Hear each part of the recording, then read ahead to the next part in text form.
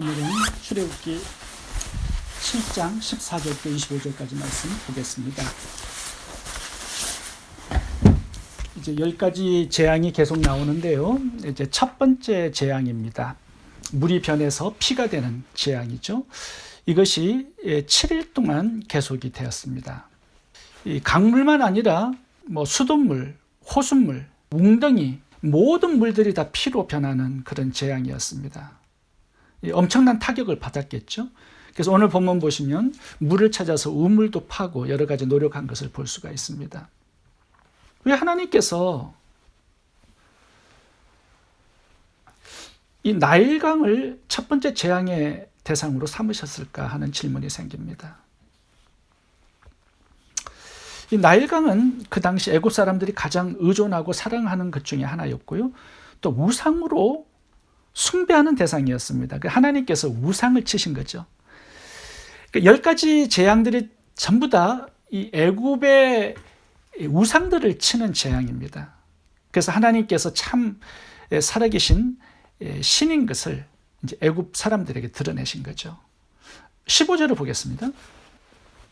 하나님께서 모세에게 말씀하시죠. 아침에 바로가 이 나일강에 나올 것인데 하숫가에서 그를 맞아서 말씀을 전하라 이렇게 명령을 하신 것을 보게 됩니다.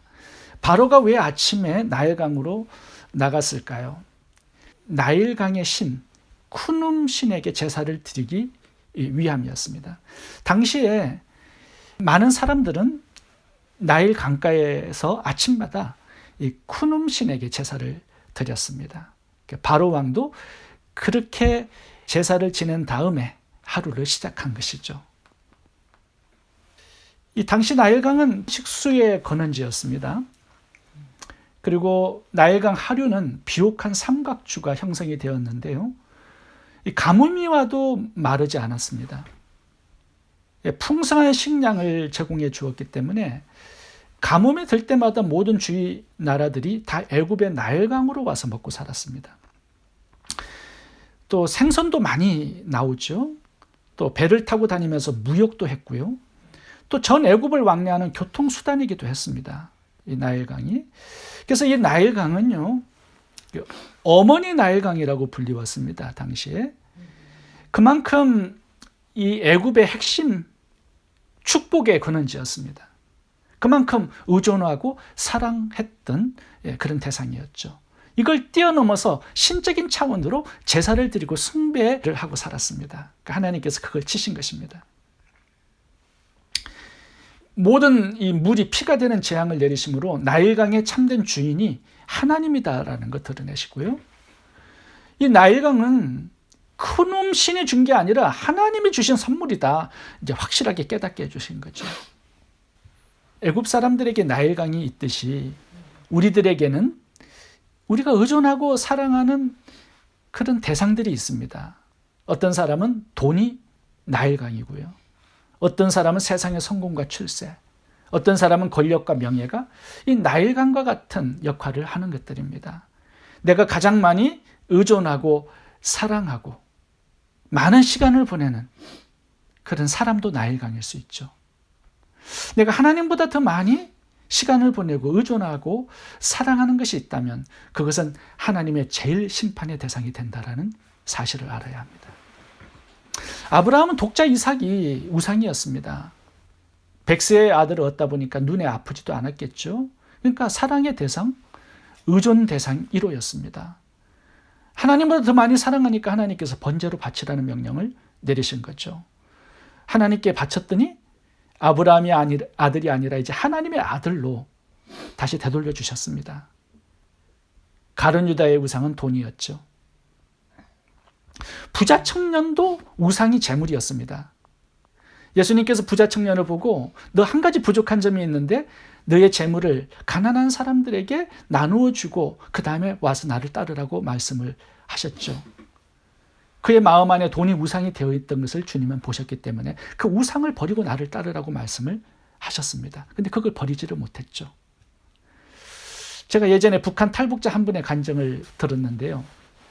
북한에는 김일성 부자 동상 앞에서 절을 합니다.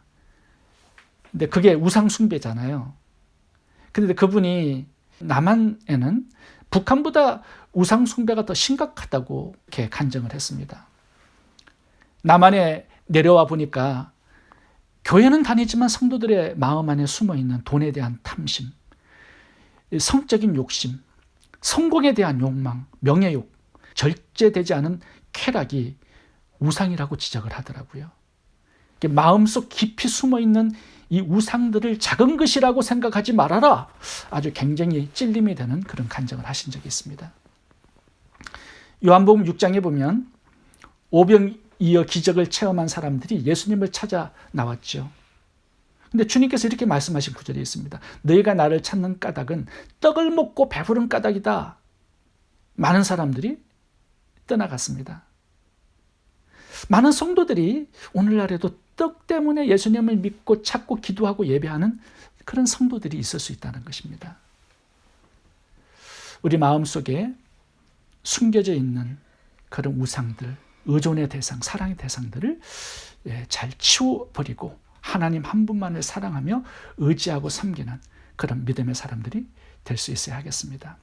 첫 번째 재앙의 이유, 우상 때문입니다. 두 번째 재앙의 이유는 말씀에 순종하지 않았기 때문입니다. 하나님께서 애굽의 모든 물이 피로 변하는 이 첫 번째 재앙을 내리신 이유가 나오는데 그것은 바로가 이스라엘 백성을 보내라는 하나님의 말씀을 듣지 않았기 때문이다라고 말씀합니다. 14, 16, 22절에 세 번씩 강조하고 있습니다. 읽어보겠습니다. 여호와께서 모세에게 이르시되 바로의 마음이 완강하여 백성 보내기를 거절하는도다. 16절 그에게 이르기를 히브리 사람의 하나님 여호와께서 나를 왕에게 보내어 이르시되 내 백성을 보내라. 그러면 그들이 광야에서 나를 섬길 것이나 하였으나 이제까지 내가 듣지 아니하도다. 22절도 마찬가지입니다. 바로의 마음이 완악하여 그들의 말을 듣지 아니하니 여호와의 말씀과 같더라. 세 번씩 강조하고 있습니다. 이 재앙을 받았던 그 이유가 하나님의 말씀을 듣지 않았기 때문이다 말씀하고 있죠. 왜 바로는 하나님의 말씀을 듣지 않았을까요? 200만 명의 이스라엘 노예를 내어보내면 진행되고 있는 각종 공사를 멈춰야 합니다.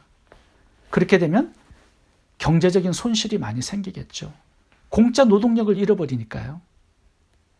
또 하나의 이유를 생각해 보게 되면 이 바로 왕은 자신이 태양신의 아들입니다. 그런데 노예의 신 여호와의 이 명령을 듣고 순종한다라는 것은요, 자신의 권위를 손상시키는 것이라고 판단했을 것 같습니다. 여러 가지 이유가 있을 수 있겠죠. 그런데 결과가 무엇이었습니까? 돌아온 것은 애굽의 모든 물이 피로 변하는 처참한 재앙뿐입니다. 앞으로 지속적으로 재앙들이 가중됩니다. 커져요. 말씀을 듣지 않는 대가가 무서운 재앙을 받는 것인데 이 바로의 불순종 때문에 모든 백성들이 엄청난 고통을 받아야 했습니다.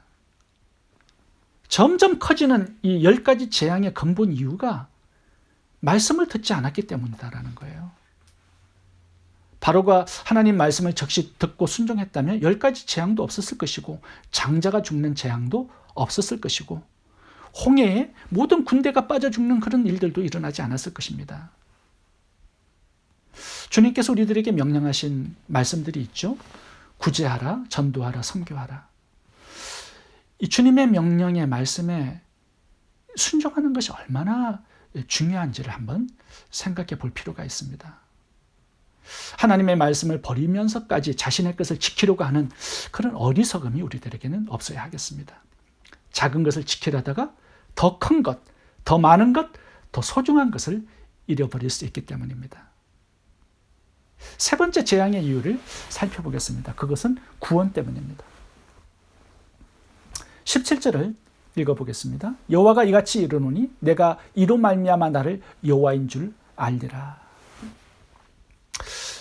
이 재앙을 내리는 이유와 목적이 분명합니다. 하나님이 참된 신인 것을 백성들에게 알려주기 위해서 그렇다라는 거예요. 10가지 재앙의 목적이 다 똑같습니다.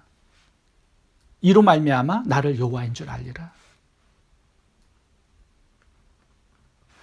하나님께서 누구이신지를 알고 믿고 구원받는 사람을 얻기 위한 이 목적이 이 재앙 속에 숨어 있습니다.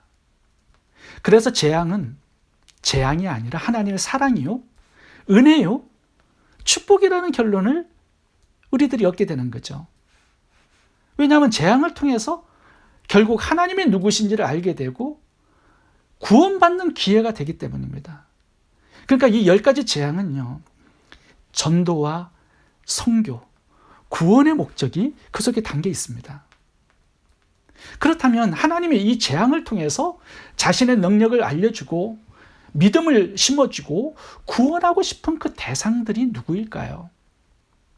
첫 번째 대상이 있는데 그것은 이스라엘 백성들입니다. 이 앞으로 나오는 이 피재앙뿐만 아니라 앞으로 나오는 재앙들이 애굽 백성들만 대상으로 한 것이 아니라 이스라엘 백성들도 대상으로 하고 있습니다. 오늘 본문의 이 피재앙이 이스라엘 백성들도 함께 고통을 받는 그런 재앙이었어요. 왜 이스라엘 백성들까지 이 재앙의 대상으로 삼으셨을까요? 그 이유는 이스라엘 백성들은요, 430년 동안 애굽에 살면서 애굽 문화에 동화되어 버렸습니다. 하나님을 잊어버리고 살았어요. 예배가 있었습니까? 없었죠. 태양신을 섬겨야 했습니다. 출애굽해가지고 이제 50일이 지난 후에 시내산에 도착했죠. 그 시내산에서 어떤 일이 발생했습니까? 모세는 십계명을 받기 위해서 올라갔고요. 산 밑에서는 이스라엘 백성들이 금송아지를 만들어서 이 금송아지가 우리를 애굽에서 인도한 하나님이다, 이렇게 찬양하면서 축제를 벌이고 있었습니다. 그 정도로 이스라엘 백성들은 여호와가 누구신지 몰랐다라는 사실입니다. 그래서 하나님은 이 10가지 재앙을 통해서 하나님이 누구신지, 어떤 분인지를 애굽 사람들뿐만 아니라 이스라엘 백성들에게도 나타내기를 원하셨습니다.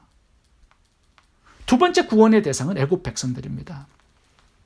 애굽 백성들은요, 수많은 우상들을 섬기고 살았습니다. 다신 문화였어요. 오늘 본문에 이 재앙의 직격탄을 맞은 나일강도 그들이 섬겼던 신들 중에 하나였습니다. 매일 아침마다 바로왕도 그랬듯이 모든 백성들이 나일강가에 와가지고 제사를 드리고 하루를 시작했어요. 나일강은 풍요의 신이었습니다. 이런 풍요를 주는 나일강을 백성들이 의지하고 사랑했고 신으로 섬기는 것입니다. 하나님께서 이 나일강을 피로 만드셨어요. 참된 신이 하나님이라는 걸 보여주는 사건이죠. 이 재앙을 통하여서요, 애굽 사람들은 하나님이 누구신지를 알게 됩니다. 그리고 출애굽할 때 애굽 사람들도 따라서 나온 사람들이 있었습니다. 그러니까 하나님께서는 구원의 대상을 이 애굽 사람들도 그렇게 두신 것입니다. 세 번째 구원의 대상이 있는데 애굽 주위에 있는 가나안 족속들입니다.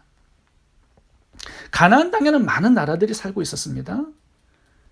근데 하나님의 말씀은요, 이 가나안 족속들이 타락의 정도가 얼마나 심했든지 소돔과 고모라처럼 심판하지 않으면 안 될 정도였습니다. 그래서 이스라엘 백성들을 출애굽을 시킨 다음에 이 가나안 땅을 정복시킨 거예요. 심판하신 거죠. 그 가나안 백성들까지 하나님은 구원의 대상으로 삼으셨습니다. 그 가나안 족속 중에 여리고성에 살았던 기생 라합은 이 하나님의 재앙을, 기적들을 보지는 못했습니다. 그런데 단지 소문만 들었을 뿐이죠. 그런데 그 소문을 듣고 하나님은 믿은 겁니다.